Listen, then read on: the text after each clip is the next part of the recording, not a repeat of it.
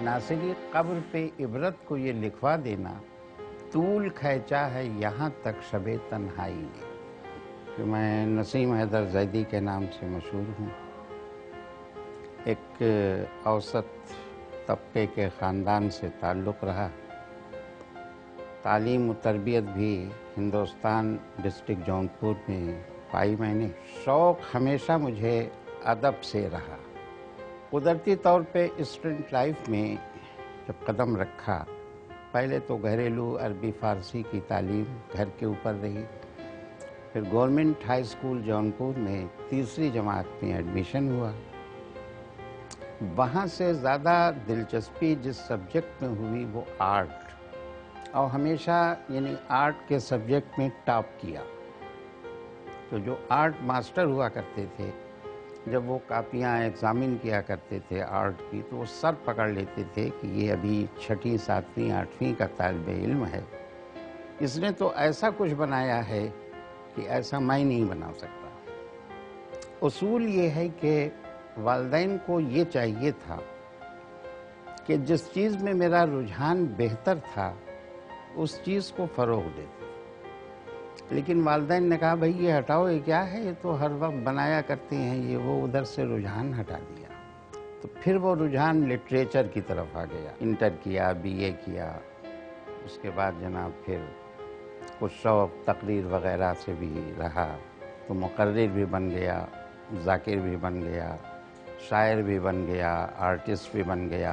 पाकिस्तान में जब कदम रखा तो यहाँ आने के बाद जो लाइन सही मानों में अदबी मुझे अख्तियार करनी चाहिए थी, फ़िक्र माश ने उधर से भी रुख मोड़ दिया। अब मजबूरन बैंक की लाइन मैंने अख्तियार की। वो जनाब जो बैंक में आए तो फिर हमेशा नेशनल बैंक ऑफ पाकिस्तान से वाबस्तगी रही। 22 साल तक मुख्तलिफ़ ब्रांचेस में ब्रांच मैनेजर रहा, मुख्तलिफ़ ओहदों पे फायज़ रहा।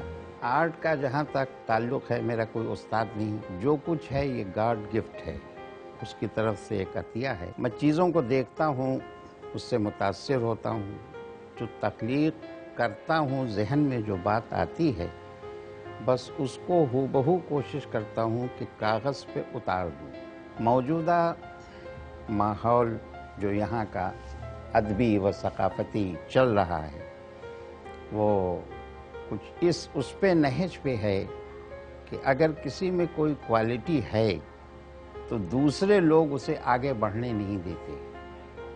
तो उसके तहत न मैंने कोई जुस्तजू की, न किसी ने बढ़ने का मौका दिया। अपनी तख्लीक़, अपना काम और अपना घर यहीं तक महदूद। आर्ट जो है ये कुदरत के माहौल की अक्कासी है। पेंटिंग से मैं ये दिखाना चाहता हूँ कि परवरदिगार आलम ने जो चीज़ें कायनात में खल्क़ की, वो परिंद के शक्ल में हो, फूल की शक्ल में हो, इंसान की शक्ल में हो, नदी नालों की शक्ल में हो, पहाड़ की शक्ल में हो, पूरी कायनात है।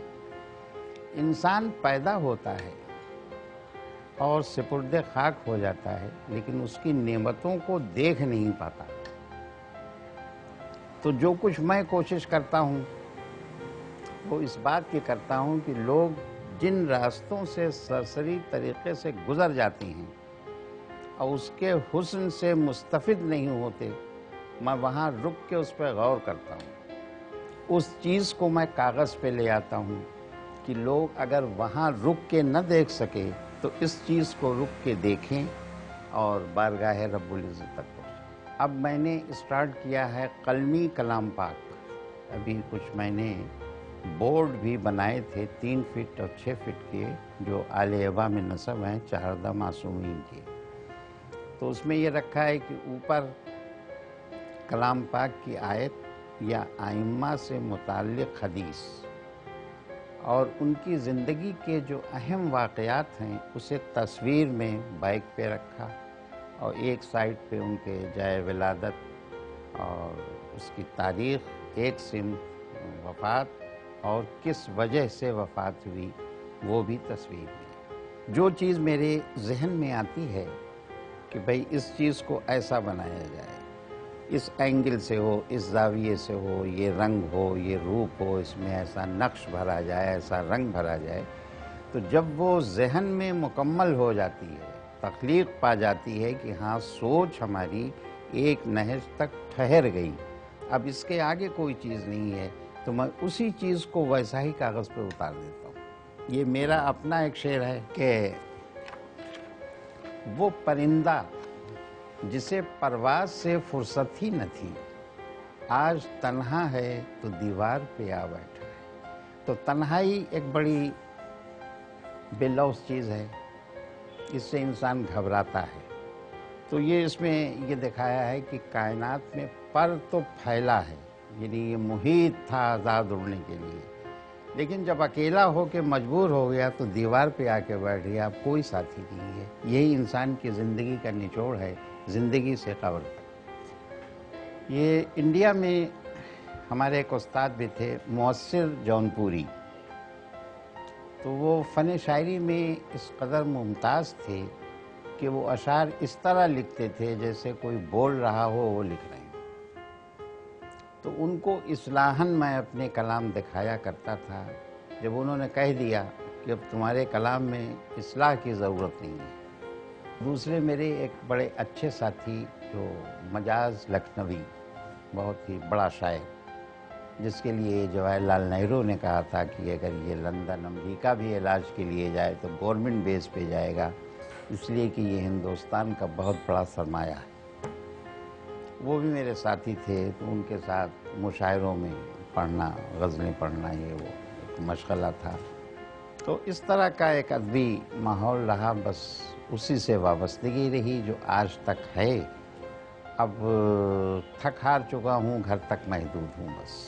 فن مصوری میں تھوڑا سا اثر پاکستان میں آنے کے بعد صادقین صاحب، اس لیے کہ میرے پڑوسی ہوا کرتے تھے اور میں ان کے پاس عموماً بیٹھا کرتا تھا تو غور سے دیکھا کرتا تھا۔ جیسے پینٹنگ میں مکسنگ جو ہے کلر کی، یہ بڑا ڈیفیکلٹ کام ہے، یعنی آپ نے آسمان اوپر نیچے، اوپر دکھایا نیلا، نیچے زمین آپ کو کتھئی رنگ کی دکھانی ہے یا سرمئی رنگ کی کسی اور کلر پہ دکھانی ہے، تو وہ نیلا رنگ اور یہ سرمئی رنگ یا بادامی رنگ، اس کی جو بیچ کی مکسنگ ہے وہ بڑا ڈیفیکلٹ فرق ہے۔ تو یہ فن جو میں نے لیا وہ صادقین سے لیا۔ دیکھیں، جس انسان میں جس چیز کی کوالٹی نہیں ہوتی وہ اس چیز کو سیکھتا ہے، اور جس انسان میں وہ کوالٹی ہو اس کا نہ کوئی استاد ہوتا ہے نہ وہ سیکھتا ہے، جسے آپ قدرت کا عطیہ کہہ لیجیے۔ میں گیا ہوں بعض انسٹیٹیوٹ پہ، میں نے دیکھا ہے تو مجھے سکھانے والے پسند نہیں آئے کہ جو یہ سکھا رہے ہیں یہ خود کسی معیار کے نہیں ہیں، تو یہ کیا علم دوسروں کو دیں گے؟ کہ وہ جو نکلتے ہیں علم لے کے تو بس وہ بازارو علم ہو جاتا ہے، ادبی علم نہیں رہتا۔ جی، اس سے پہلے بھی میں کہہ چکا ہوں کہ مجھے اس طرح کے مواقع فراہم نہیں ہوئے جس کی وجہ سے ایگزیبیشن یا اپنی فن کی نمائش کے لیے کوئی ذریعہ بنا سکوں، لیکن وہ میں خود نہیں چاہتا کہ اپنی نمود خود میں کروں کہ میں یہ ہوں، جی میں اس کا قائل نہیں ہوں۔ آپ مجھے دیکھ کے دیکھیں کہ یہ کیا ہے، اب میری شخصیت کو آپ ابھارنا چاہیں تو وہ زیادہ بہتر ہے۔ اب اس دور میں نہ ادب ہے نہ شوق ہے، وہ چیزیں ناپید ہو رہی ہیں، فقدان علم کا دور ہے۔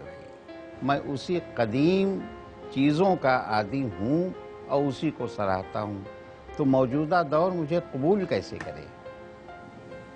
آرٹ کے حوالے سے یہ میسج ہی کافی ہے کہ ایک آرٹسٹ جو قدرتی چیز کاغذ پہ نقل کرتا ہے، اگر انسان اس کو دیکھے اور اس اللہ کی قدرت تک پہنچے تو دنیا میں اس سے بڑی کوئی عبادت نہیں ہے۔